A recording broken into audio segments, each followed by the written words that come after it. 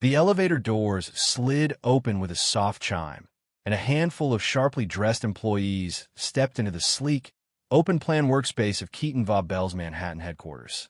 The building, a towering spire of glass and steel, loomed in the heart of the business district like a cathedral of capitalism. Every detail, from its pristine marble floors to its minimalist interior design, whispered a singular message: success. But beneath that surface of modern elegance pulsed something colder, a culture that thrived not just on merit, but on politics, perception, and quiet prejudice. Imani Brooks stepped out of the elevator, her heels making no sound as they touched the polished floor. She wore a modest navy blouse tucked into a slate-gray skirt, her curls pinned into a neat bun. She didn't dress to draw attention. She dressed to disappear. Her movements were efficient, purposeful.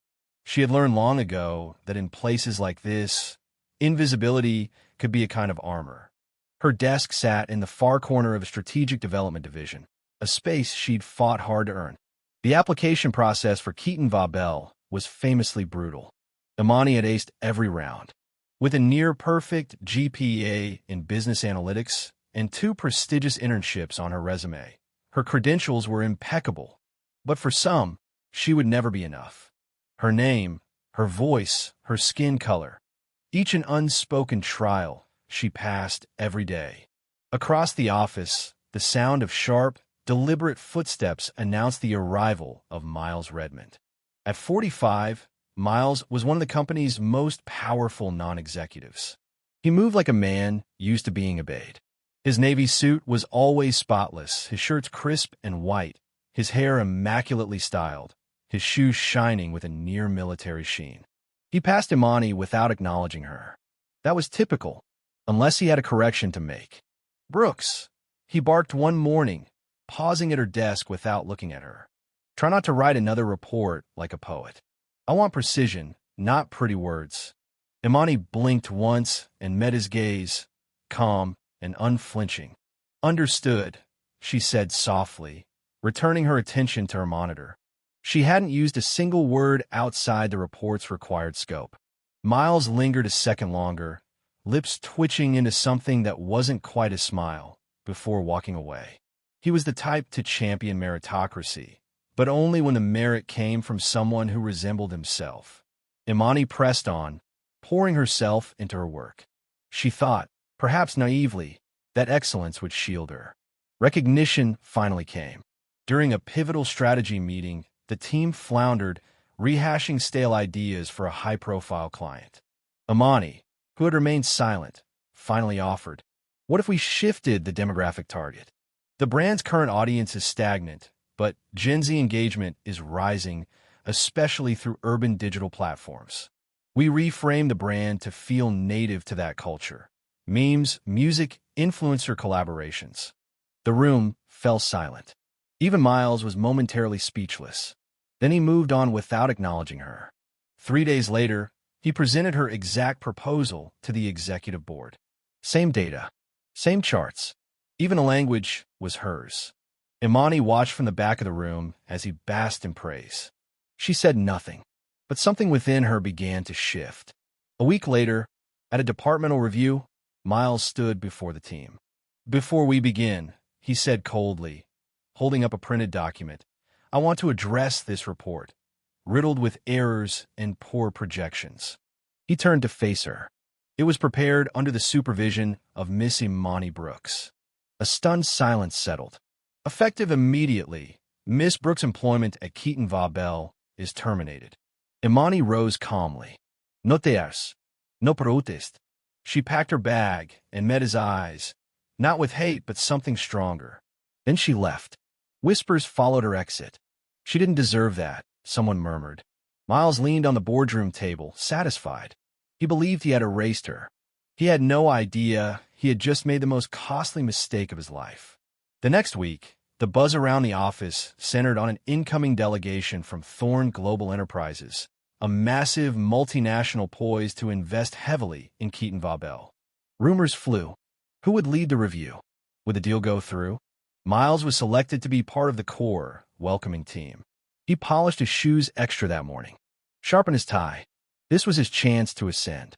The boardroom gleamed with understated luxury. Executives waited, rehearsing their introductions. When the door opened, all heads turned. First entered Victor Thorne himself, the enigmatic founder. Tall, composed, silent like a storm.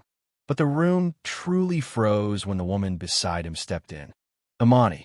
She was regal in a dove-gray suit, her natural hair worn proudly. She didn't glance at Miles as she took her seat beside Victor, her folder aligned perfectly in front of her.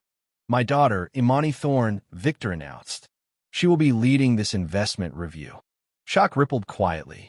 Miles sat frozen. She had never been just Brooks. That had been her mother's name. He had never known, had never cared to ask. The meeting proceeded. Imani asked sharp questions, led with poise, and displayed command of every detail. Miles could barely focus. She never once acknowledged him. As she passed him on the way out, she paused. "You never asked for my full name," she said softly. "Did you?" And then she was gone. The fallout was swift. An anonymous blog post detailed Imani's termination, hinting at sabotage and racial bias. It went viral. News outlets picked it up. Hashtags trended. Jonathan tried to weather the storm, but the company's silence only fueled the fire. Photos leaked. Emails. An internal review was announced. And then, one afternoon, Imani walked into his office. She placed a flash drive on his desk. "This contains a recording of rival executives plotting to ruin you to drive down Keaton Vob Bell's valuation," she said. "They aimed at my father's stake, and you were collateral." "Why give it to me?" he asked. "Not for you. For the truth." She left. The next day, Miles stood before a packed press conference. "I wronged Imani Thorne," he said. "I stole her work. I discredited her. I fired her out of fear. I was wrong." He placed the flash drive on the podium and walked off stage. Weeks passed. The company stabilized. Imani assumed the top-floor office. She made no demands, fired no one, but her expectations were exacting. Her presence became the new axis around which Keaton Vob Bell spun. One Friday evening, Miles knocked on her door, holding peppermint tea and flaxseed cookies. "You once mentioned them on a hard day," he said. She looked at him, silent. "I don't ask for forgiveness," he said, "but maybe a beginning." After a long moment, she replied, "Then tell me, which position are you applying for?" He didn't answer. She didn't press. As she passed him, she said quietly, "This time, learn to listen. Not to reply, but to understand." And she walked away. He remained still, breathing in the scent of peppermint. It was not the end. It was the possibility of something honest. Not every ending is a loss. Some are just the beginning of learning how to truly see. And sometimes, the greatest redemption isn't being forgiven. It's being allowed the chance to change.